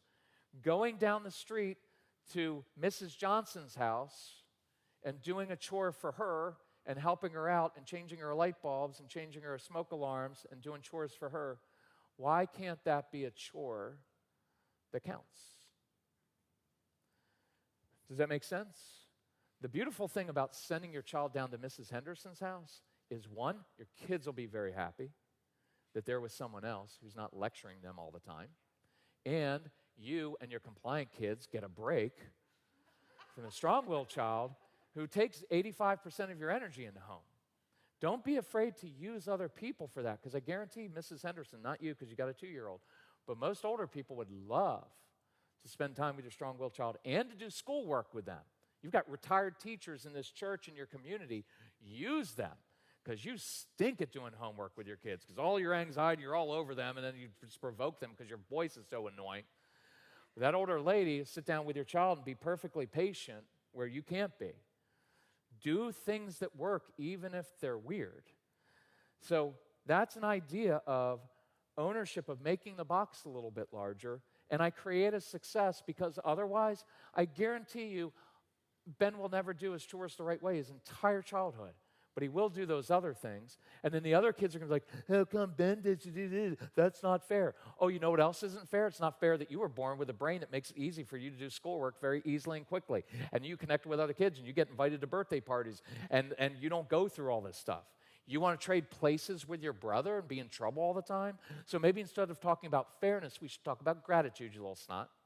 So that's my feeling on that. Don't play those games with that fairness stuff. By the way, your kids are not going to do the same amount of chores, because the strong-willed child is going to pay one of his siblings to do some of the chores and manipulate the other one. And the appropriate response is fist bump, Ben, good thinking, because doing chores is boring. And you're not made to do chores, but with that brain of yours, you figured out you can manipulate your sister to do them because you know she's a people pleaser, and that's her issue, and you're a born entrepreneur, so with the money you made, you paid your brother. That's called delegation. That's what you're going to do in life, because you're never going to work in the corporate world because you don't like authority figures and you can't follow directions. So you're going to own your own business after a short stint in jail, and that's awesome. And then what you're going to do is you're going to hire all the rule followers and pay them a little bit of money because they'll be satisfied with it. Is that not true? You're going to have to challenge yourself in how you do these things. You don't have to, but I encourage you to. 2 quick ownership ones. So I've got two daughters. You're the mean one. You're going to be the nice one. So mean one says something mean to her sister. Typical response, young lady, you need to apologize to your sister right now. No. If you don't apologize, I'm going to take away everything you own. Fine. Sorry, stupid sister. How many of you get that? You're like, pretty close to an apology. I'll take it. You're going to have to grade on a curve with a strong-willed child. But what if ownership, here's ownership, I walk up and say, hey, honey, I know that when you're ready, you know the right thing to do. And then I walk away and drink, because you're going to have to. Don't do it, but you're going to feel like it, because what's going to happen? She's not going to apologize right away on your timing. You got to let go of some of your timelines. Some of you want your kids to progress at this level. They're not. This is important. Watch this. This is really cool. So here's a neurotypical kind of normal kid, if you want to use that language, will progress like this, evenly. Strong-willed child. I'm just going to stay here for a bit. Then they're going to take this big leap, and you're like, yes! And then you're gonna get all excited, and then they're gonna go backwards a little bit. Freak out a little bit, backwards a little bit more. Watch how this works. If you hover over them and you want them to do something, when they go to do it, if you're watching, they're not doing it. Because as soon as they go to do it, oh, honey, you know what? Here's how you do it. Here's the best way to do it. If you just do it this way, I'm out. If you give them some space and you're not watching a lot, they will do it because they want to figure out a different way to do it without you standing there and correcting them over everything. And they have that they don't like that failure, that fear of failure. But if you're not watching, nobody notices, and they can experiment with it and try it. And I know it's hard to do, but if you will, here's our phrase: when we step back as parents, when we step back from lecturing, micromanaging, because that's what lecturing is, micromanaging, and nobody likes to be micromanaging, from fixing everything for them. Don't fix everything. It gives them space to step up and be responsible for themselves. Ironically, in us trying to micromanage them and fix them, it actually makes them go backwards. When I step back and give them some space, they'll do it, but they're going to do it on their timeline. So my daughter tonight is not going to apologize. So I'm going to be lying in bed with my wife saying, are we raising a sociopath? All she had to do was say, I'm sorry. But tomorrow morning, she will wake up and do something thoughtful for her sister as an act of contrition, and your appropriate response is, hey, honey, saw what you did. Shows me you're growing up. Shows me you're maturing. Simple, not a big deal. But inside, you're like, why? Why can't you just use the words, I'm sorry? Because you want it too badly. And as your own control issue, and all I'm encouraging you with is let go of some of that stuff.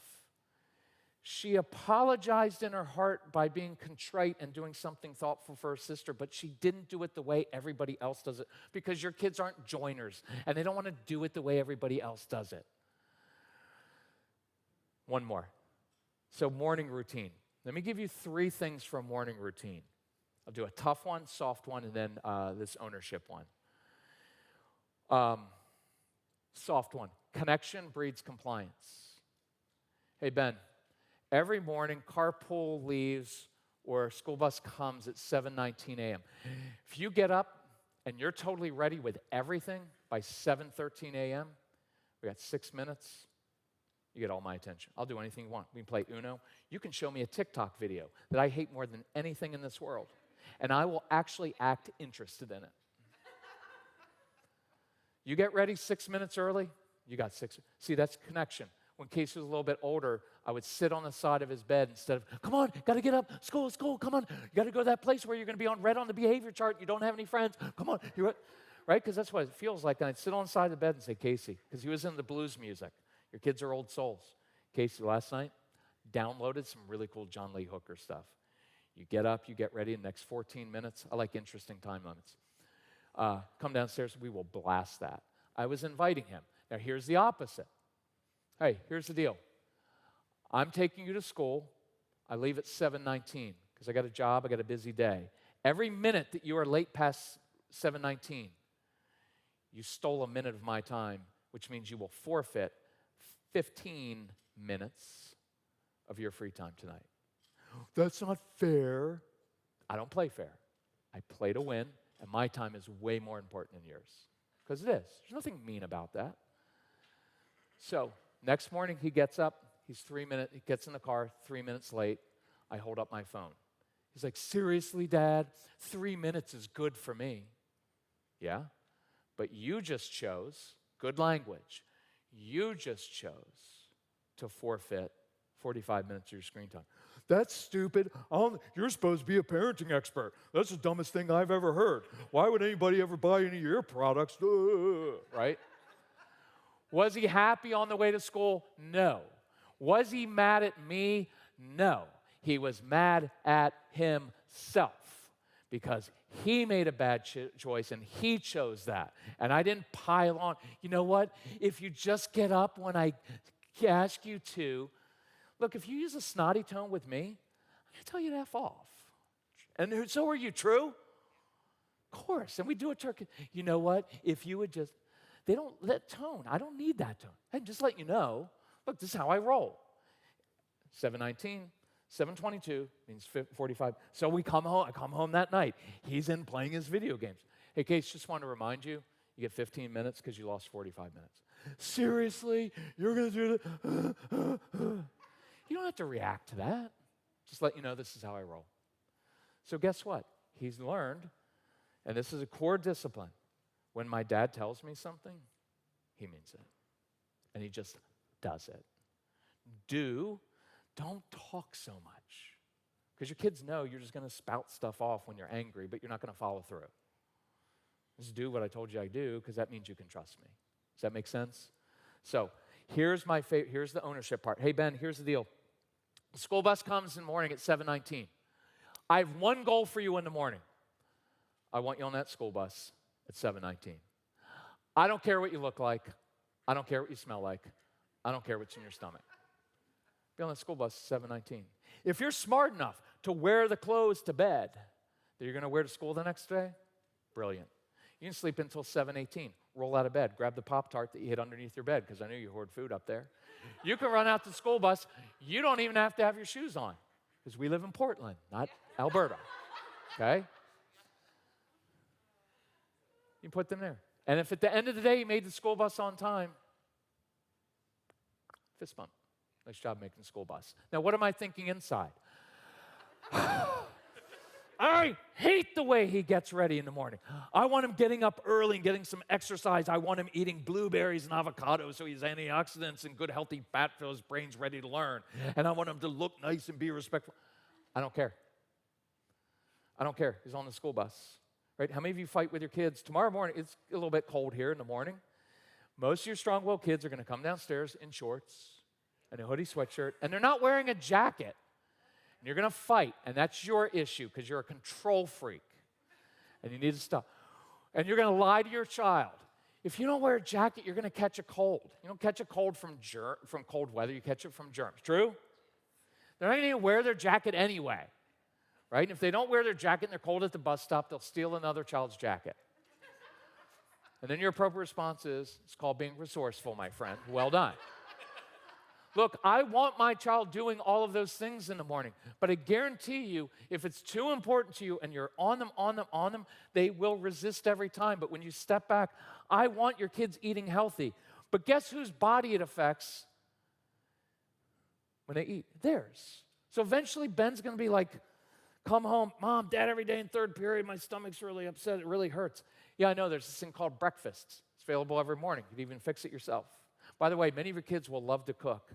Just know two things. They're not following a recipe, and they will not clean up. So you have a choice to make. Well, you're not going to cook if you're not going to clean up. Okay, not going to cook anymore. I'm not saying that's right. How many of you found that to be true? And you're going to wrestle. But aren't we giving in? You're going to wrestle with that all the time. And what I'm saying with these kids is they want to cook. Casey never cleaned up. His room was awful. He lives out in Idaho now. I visited last time. I visited this time. Guess what his house is like now? Spotless. I can't even wear my shoes in his house. Why? Because he owns his own home. Does that make sense? It's ownership. Because he wants his girlfriend to be impressed by him. But when he was a 12-year-old kid, did he care that his toothbrush was disgusting? No. It probably was giving him immunity, all the stuff in there. So your kids will own these things, but only when they have a little bit of space to do it. Does that make sense? So we're good on time at 7:57. We have 33 minutes left. I want to take a quick break. Two quick announcements. One, restrooms out there to the left or the right. Good. If you are interested in more of this and taking it to the next level, I encourage you, you look on your handout really quickly. We have audio programs. We still have the old CDs that you can play in your really old car or anything if you have a CD player, but they're all also available as instant downloads on our app. Makes it really easy. So I'm going to do this very, very quickly. If you go on our website, you will see our audio programs are very expensive. They're typically $99 each. For all the skeptical men in here, these cost me $1.21 to produce. and that's even with inflation. My profit margins are enormous for this reason. 2 reasons. One is self-respect. We put a lot of time into this. This will change your family. I want you to respect it. The second reason is ownership. When people invest in something, they tend to work at it, and then they change. At the live events, we change our pricing depending where we are. When Casey came up, every night he hands me a sheet with the pricing, because he does the little QR code. Depends on the audience. In New Jersey, we sell them for full price. Why? Because it's New Jersey. But we don't make it to Portland. We're from the East Coast. Everybody here is very, very nice. A little bit controlling, but in cars and stuff, but very, very nice to us. So what we're going to do tonight, usually package is $4.95. You can get everything we own. It's 13 programs. I'll go through it really quickly for $169. If you don't want to do all of that and you just want to pick out a couple of the programs, just see Casey. If you want contactless thing, scan the QR code. You can order right from your seat. And if you want the physical ones, you just go and pick them up from Casey. So here's what we put together. I'll do it quickly. Enjoying your strong-willed child, stopping the power struggles. This one, I encourage you to play for your strong-willed child because they will feel very understood. It will provoke a lot of good conversations of like, wait, that's what you were thinking? Because your kids feel very misunderstood, and they'll say, that guy is describing me. There's one on discipline, getting your kids to listen the first time. I'll do some more on that after this. Stop defiance and disrespect. We go through emotional power struggles, how to de-escalate those. The most popular one ever is called Straight Talk for Kids. Casey recorded this for kids to listen to directly because kids don't listen to their parents, but they listen to a kid talk about how he learned to calm himself down and control himself. There's one for stressed out moms. There's one with quick tips for husbands. I try to make it short and sweet because men don't like long voicemail messages and a lot of talking, but they just want to be told, this is what you do. You walk in your home, your son does this, you do this. Your wife does that, try this. So it's really, really helpful.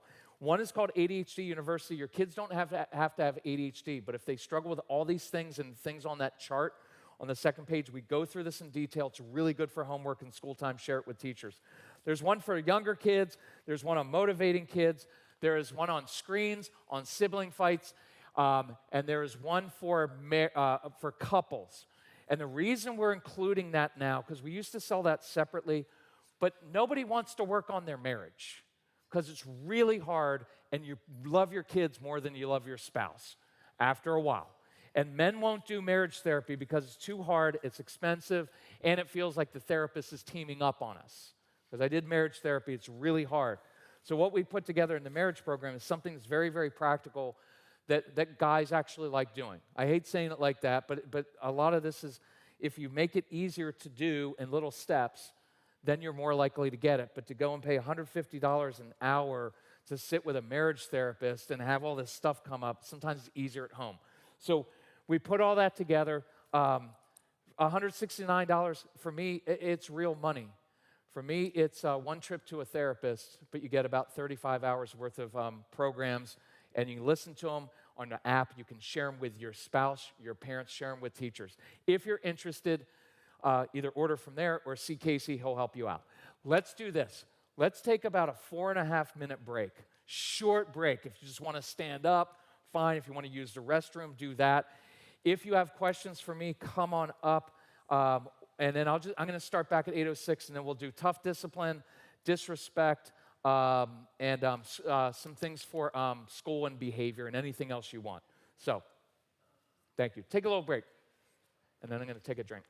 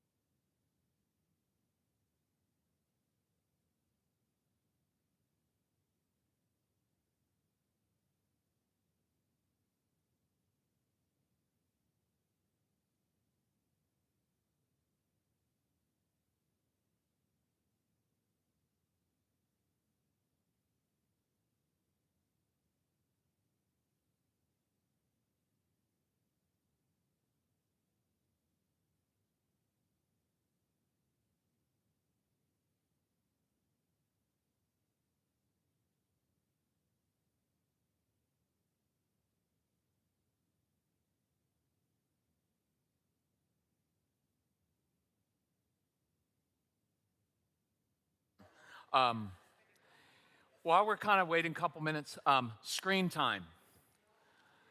It would take 3 hours to do screen time stuff. I would encourage those of you who have younger kids, delay as long as possible with stuff, because once you introduce that phone, it's a constant fight, and you're going to take it away and argue and negotiate forever. I do not believe that kids, we are often like, well, I just want my kids to learn how to control their screen usage. I don't believe that kids can do it, because you and I can't do it. Because every red light, I'm checking out to see if I've got a new text or something. I don't believe they're capable. It's kind of setting them up for failure. Long term, getting kids off screens. Remember the very beginning where we did the mission mentor thing?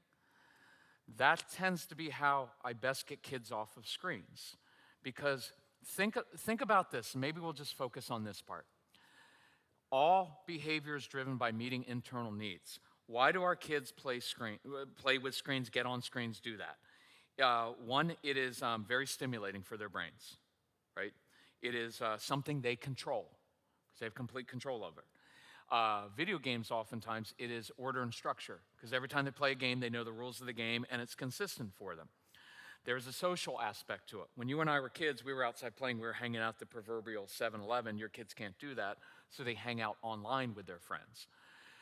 The thing that we miss with screens and video games with some of our kids is this. It is competence and confidence. Confidence comes from one place in life, being really good at something.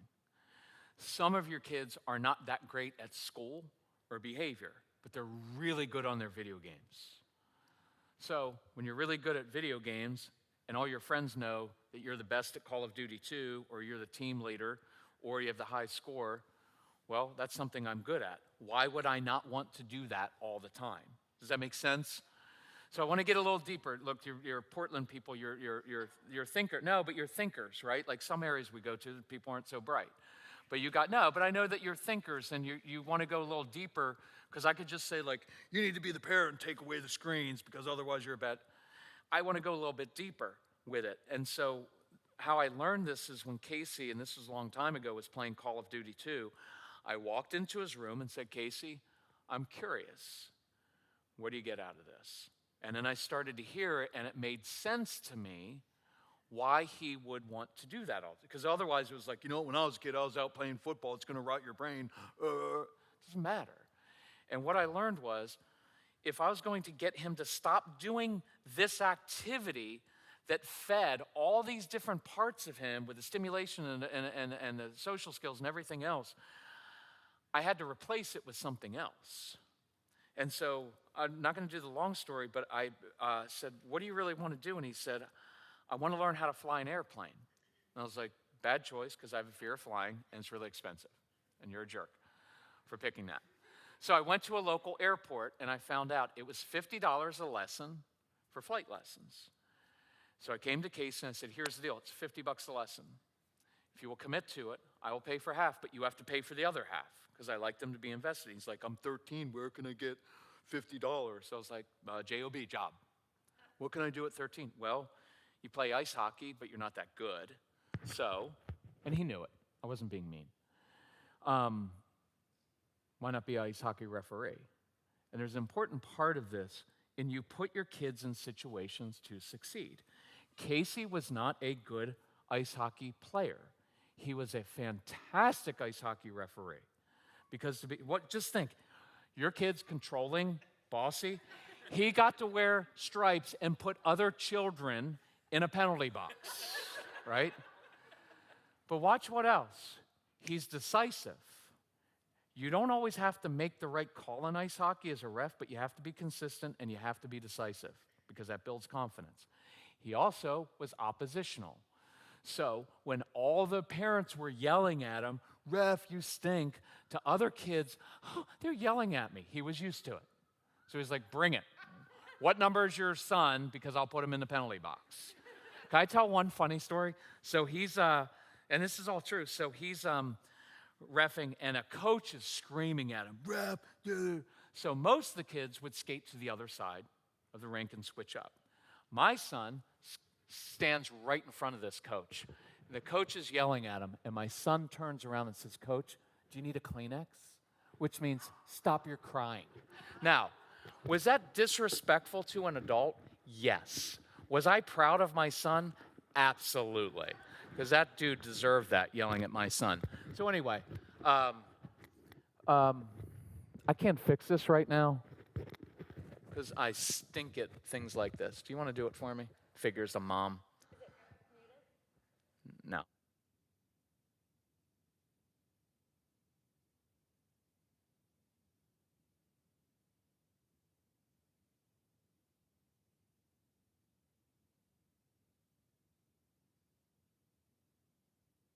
Okay.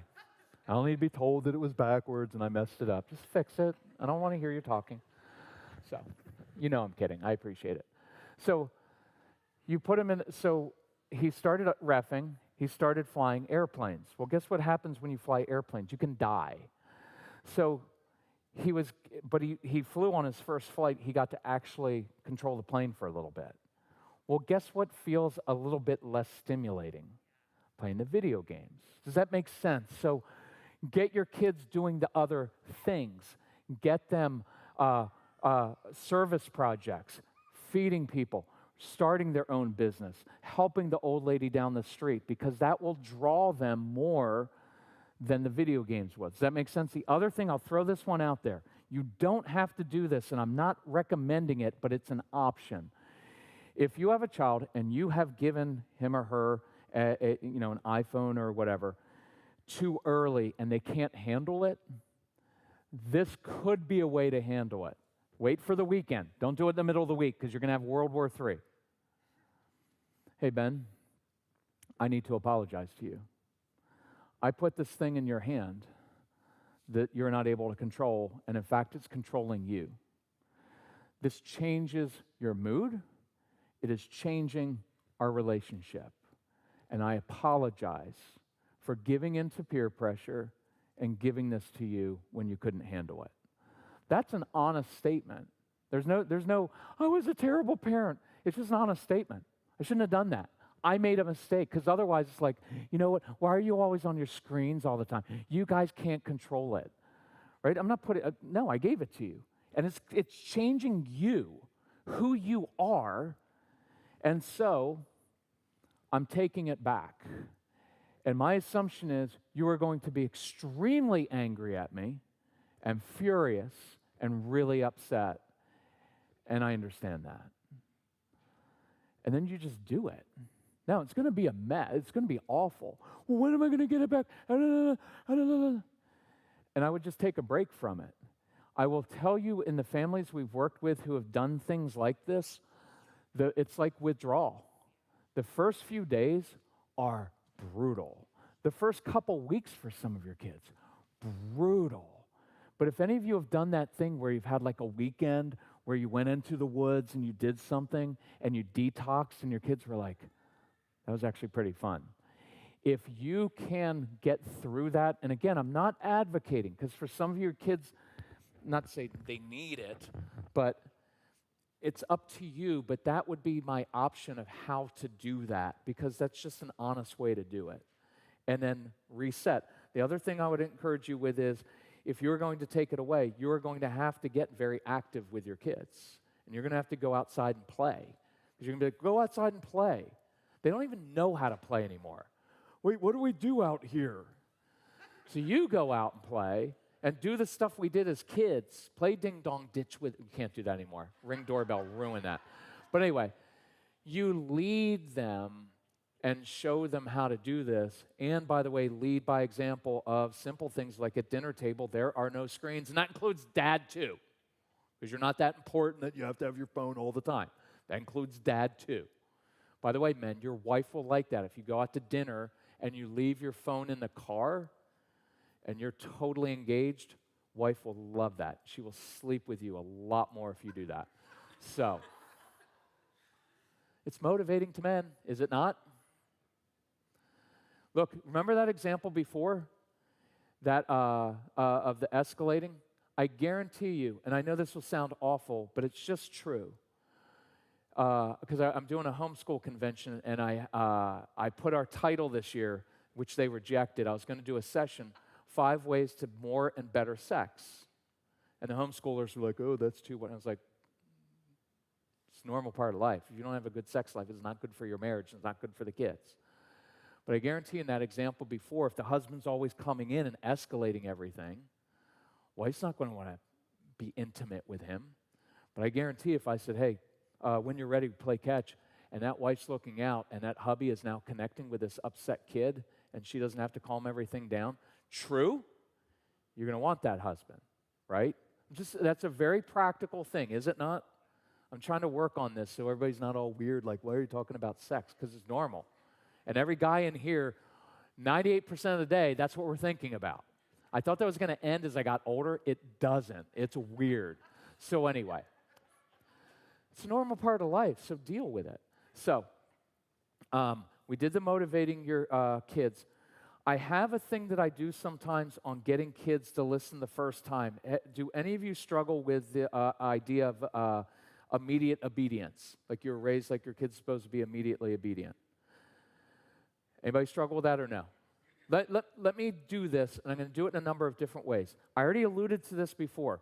One of my favorite discipline tools is I just say things and then I follow through when I do it. And I don't do a lot of drama with discipline. I'm just letting you know this is how it works, right? And I like that. This thing on immediate obedience, I want to give you, another option, because I was raised in a kind of a little bit more strict religious setting, and it was taught like immediate obedience. And so I thought when we had Casey, my job, it would sound like this. I come in, and I'm like, hey, Case, you need to do X, Y, and Z right now.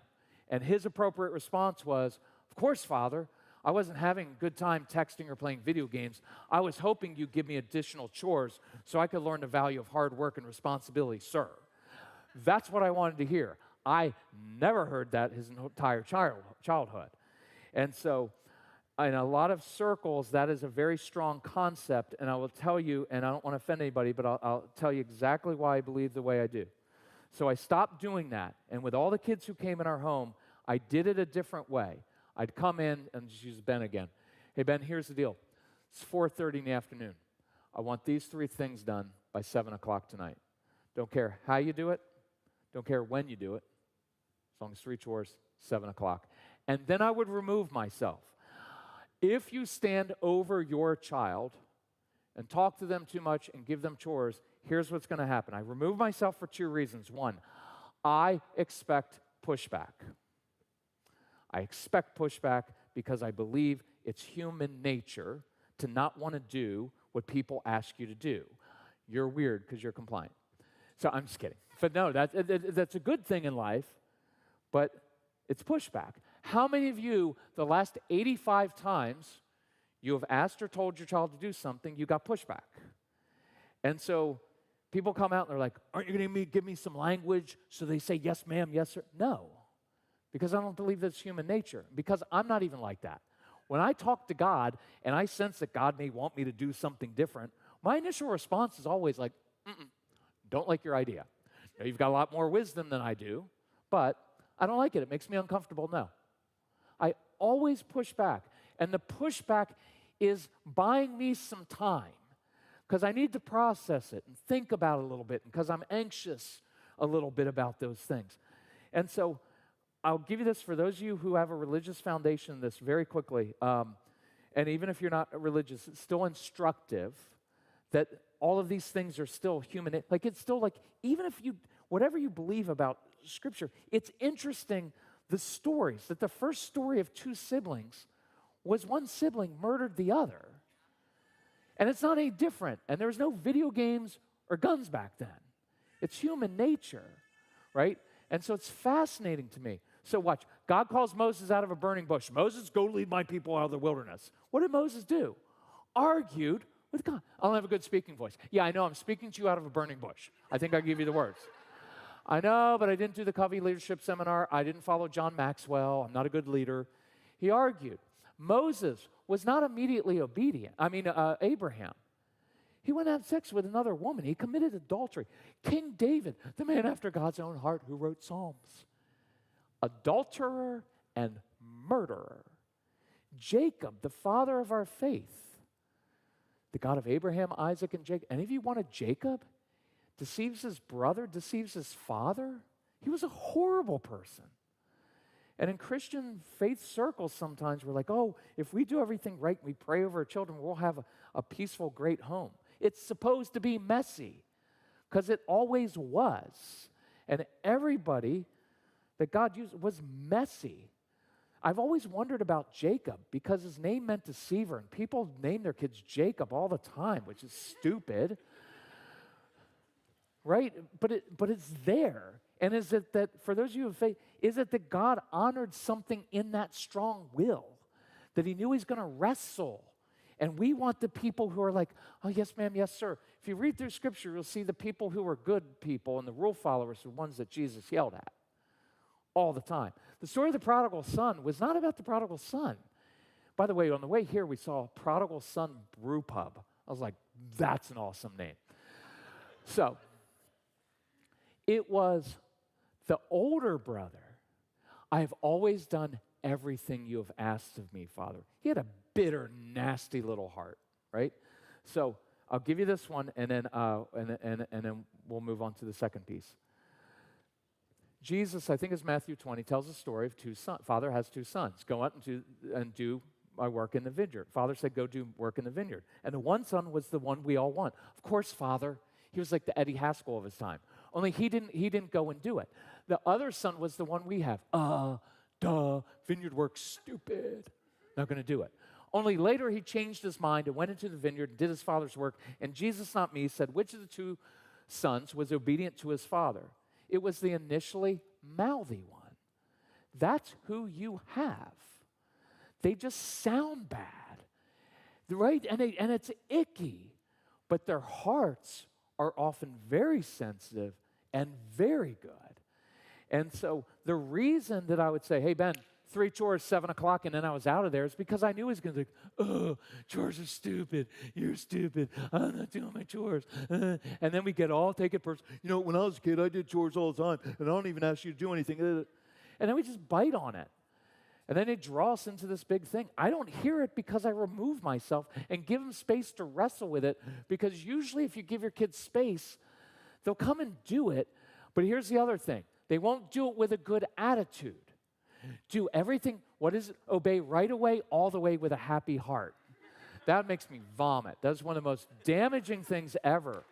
Right away, all the way, because we do our best in everything. No, you don't.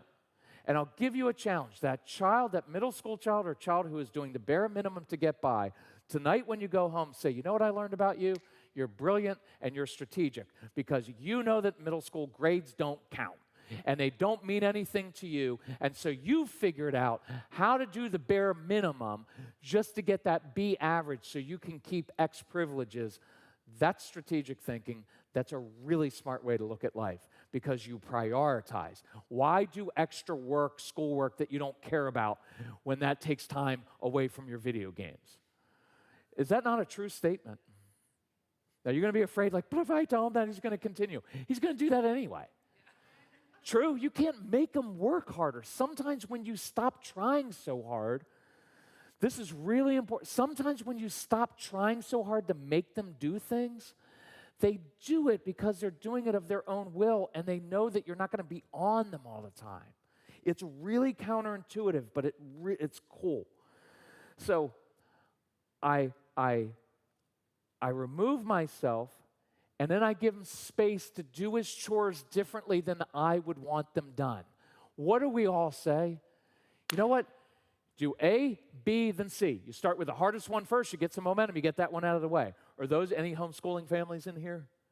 Okay, figured, weirdos. So, I'm just kidding. What do you say every day? If you would just do it now, you could be done in 2 hours and have the rest of the day. And we all do this on the weekend. If you just do your chores, just do it now. I'll even do half of the chore for you. And then we'll have the rest of the day, do whatever you want. And they won't do it. So, I want it done A, B, then C. So your child, I said, Ben, 4:30. It's 5:30. It's 6 o'clock. Has he done anything? Nope. 6:15. Nope. 6:34, Ben finally gets off his butt and starts. And here's my first thought. He only left 26 minutes to do his 3 chores. Now he's going to do a half job. How many of you go there for it, right? Because he's not going to do it to the best of his ability. And now, so I said A, B, and C. What's he going to do first? C. Why? I don't know. They're just difficult like that, and they want to do it their way. Now, after he does C, what's he going to do next? No, he's going to do Z. I didn't even ask you to do that, but when on the way to doing B, he walked by the bathroom and saw the toilet and thought, be interesting to take the toilet apart, not put it back together. How many of your kids do that? And I mean this 100%. For some of your kids, the most important thing they can do some nights is to follow their curiosity.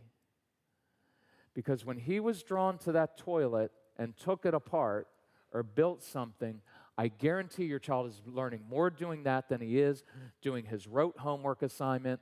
No offense to the teachers, it's just what you have to do. But he's learning more doing that. I would encourage you as much as possible, allow your kids to follow their curiosity. If they don't like the book they're reading in 2nd grade, ask the teacher. We both have the same goal. We want our child, and by the way, this is a good thing to define. What is your goal for your child with schoolwork? Is it to get all A's and B's? Our goal was we want a curious child who loves to learn.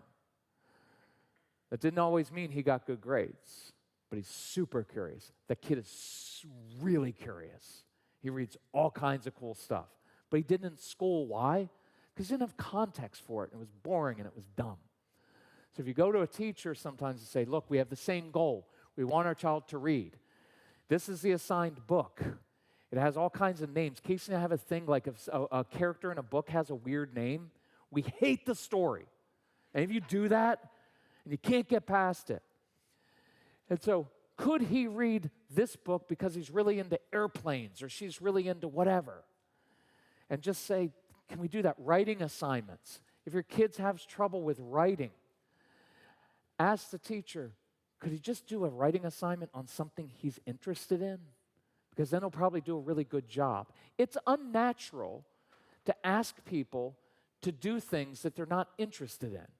You have a job, presumably in an industry or the type of job that you're kind of good at, right? And so create successes with the learning early on. So he does, look, the kids who do B or Z, they do cool things, like invent iPhones. Those of you who are rule followers, you never do anything cool in life, but you do make sure these ship on time, and that's important too. So, but you have to raise the kid you're given. Now, then he goes to do B, sweeping the kitchen floor. But your child has to put the broom behind his back and between his legs and go backwards. And it's going to infuriate you because it's not the right way to do it. And then finally, at 6:59 and 59 seconds, he will do A. And your appropriate response is, Ben, nice job doing your chores. But I hate the way he does it. He didn't do them fully. Now, here's always the question, well, what if he doesn't do the chores by 7 p.m.? Then I go hardcore. I'm fine going hardcore. You're just basically going to get dressed up in stripes and march along the highway and pick up trash. I'm good with that. I just don't create a lot of drama around it, and I would rather create successes. So I'm going to end with this phrase and encouragement, or this encouragement. What I want for you as you leave here and you go home is, well, I'm going to do 3 things. One is, when you get home, if you've got teenagers or older kids, sometime this week, ask them this. Hey, I went to this parenting workshop, and you know what I found out? Parenting's really not really about kids. It's about parents. Do I lecture you too much? Or you're like, feel like I'm on you all the time? I apologize. Because out of a good heart and good intentions, I think the message I sent is you're not capable of being successful unless I'm micromanaging you. But I know that you are capable. So I'm going to start controlling myself instead of controlling you all the time. I guarantee you an older child, that will resonate with them. Does it feel like does it feel like I only notice the things you don't do well? If you want to get down in their heart, that is just honesty. You don't have to grovel. I've been such a... Not at all. Just being honest with you. Just like in marriage. Honey, do I dismiss your feelings sometimes? Mm-hmm. Yeah, what does it feel like? Well, it makes me feel like I'm that small and like I married a little boy instead of a man. Don't say that because that'll really hurt. But it's kind of true, right? But that's an honest conversation to have of like, I'm sorry I did that because I didn't mean that. A good one for wives to say is, honey, I know you probably don't mean to do this. Because when I went to marriage therapy, I remember looking at my wife thinking, I didn't even know I was doing that. I've done this, I've reacted to things my whole life this way. I never learned, my dad never taught me how to connect emotionally with someone. I learned how to hit a jump shot. I can field a ground ball the right way. I can change the oil. I can do all kinds of things. How do you connect with a woman? My dad wasn't skilled at that. So I was doing things to my wife that I didn't even realize So when she said, learn to say, I know you probably don't know that you're doing this, but it makes me feel this tall when you do that. So here's another one for wives. From now on, like if you have a husband who's resistant to this, could we try this different way in this situation when you come home from work or whatever situation, just for the next week?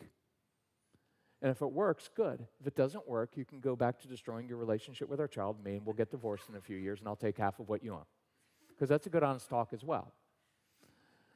Look, you got to have these talks with your spouse. Anyway, that wasn't where I meant to go. But it's true. So that's one. I forget the other one, so I'll end with this one. I want you to enjoy your strong-willed child. Because somewhere along the way, they ruined your agenda, and you stopped enjoying them. And your whole focus is on, we need to discipline them. Just need to discipline. I want you to discipline, but what I want even more is for you to connect with your child so you build trust with them. So then they want to do what you say because you have trust, and they know that when your world is out of control, I control. Does that make sense? It's a cool thing. So thank you for coming out. Thank you for investing the time, putting up with me. Thank you to the church for hosting us and putting all of this together, to the young man doing the sound back there. Thank you for volunteering your time. If you have other questions, I'm going to turn off my mic. I will stay afterwards because we already have a restaurant picked out. It's open till 11 o'clock, so we're not in a hurry. It's not wherever that other town we were with no restaurants. If you have questions as you go after this, our email address is on the bottom of your handout. If you get the package of programs, I would listen to the Strong-Willed Child one and the ADHD University ones first, because those are foundational about how your child's brain works. As you listen, if you have questions, email us and say, hey, I met you in Hillsborough and Portland. I will remember it, and we will answer you personally, and we'll try to mentor you and walk you through this. Ben, thank you for letting me pick on you tonight. But anyway, thank you all. I hope all your kids have a nasty meltdown sometime this week so you can practice this while it's fresh. Final thing, forgive me for this. Those meltdowns, those situations, I don't want you to dread them. It's an opportunity. In that moment, the next time your child's freaking out and you're able to lead them, they just learned, I can trust that guy. I can trust my mom. And it will build a really tight relationship with you. It's a really cool thing. So anyway, thank you all very much. Keep enjoying your kids. Thank you.